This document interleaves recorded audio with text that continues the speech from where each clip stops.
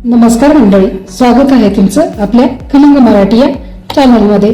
आज करूयात आपण हिवाळा स्पेशल आणि सोलापूर स्पेशल शेंगाची पोळी। त्यासाठी मी ज्या वाटीने गूळ घेतलाय ना त्याच वाटीने 2 वाटी शेंगदाणे घेतले आणि 1.5 वाटी गूळ घेतलाय। याच वाटीने पाव वाटी तीळ घेतलेत। आता हे सर्व एक एक करून भाजून घेऊ। तीळ आणि शेंगदाणे, 1-2-3 विलायची, नंतर थोडीशी बडीशोप आणि अगदी छोटासा सुंठीचा तुकडा घेतलाय।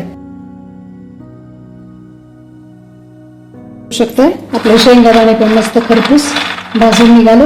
आपण ते पण भाजून घेतलेत। आता आपण एक एक करून मिक्सर मधून या दोन्ही जिन्सा वेगवेगळ्या बारीक करून घेऊ। आता आपण मिक्सरला शेंगदाणे पण बारीक करून घेतलेत। नंतर हे बडीशोप, विलायची आणि सुंठ ही पावडर पण करून घेतली। थोडीशी साखर घातली होती त्यामुळे ते थोडंसं पीठ वाढल्यासारखं वाटतं। हे तीळ पण आपण बारीक करून घेतले। आता हा सर्व गूळ पण आपण यात टाकू। आता आपण हे सर्व एकजीव करून घेऊ आणि अगदी गरज वाटली तर मिक्सरला फिरवून घेऊ। मस्त आपलं सारण हे असं तयार झालंय। मी शेवटी परत सर्व मिक्स केल्यावर थोडंसं मिक्सरच्या भांड्यातून काढून घेतलं, त्यामुळं अगदी छान मऊसर असं झाले।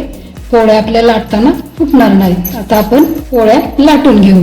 चला आता आपण शेंगाच्या पोळ्याची कणिक मळून घेऊया। 2 वाट्या गव्हाचं पीठ, त्यात 1/2 वाटी हे बेसन पीठ घेते। अगदी 4-5 चमचे तेल टाकू। कणकेला लागेल एवढं आपण मीठ टाकून घेऊ। अगदी पुरणपोळी सारखं आपण ही लाटी तयार करून घेत आहोत।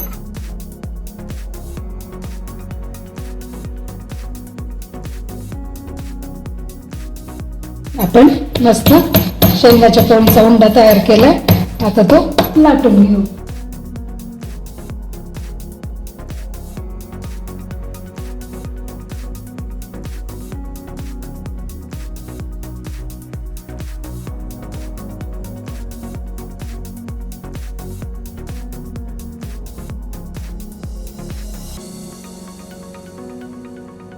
बघू शकता मस्त टम्म फुगलेल्या आपल्या शेंगाच्या पोळ्या। अशाच प्रकारे मी सर्व पोळ्या तयार करून घेतल्या। तयार आहेत आपल्या मस्त सोलापूर फेमस शेंगाच्या पोळ्या आणि शेंगाची चटणी।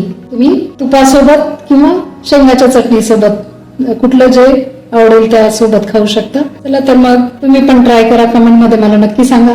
भेटूयात पुन्हा अशाच एखाद्या नवीन रेसिपी सह। तोपर्यंत मस्त राहा आणि चवीने खा। Thank you for your love and support.